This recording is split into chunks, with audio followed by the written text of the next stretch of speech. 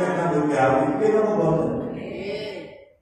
Jenengan oleh kanggo niki undangane Gusti Allah sing ngarepno Gusti Allah gak karep tuwa karepe Gusti Allah. Engko nanti mikir urusan panganan. Wis ditanggung kali Gusti Allah sing penting menungso gelem ikhtiar gelem usaha.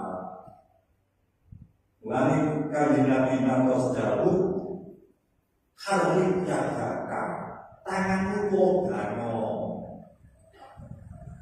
untuk rezeki bakal diparingi Gusti Allah.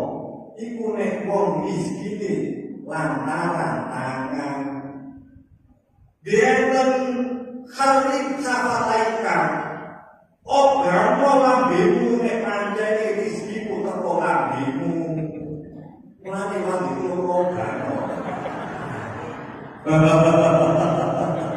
apa kok teko meneng iki semule lho gak apa-apa kula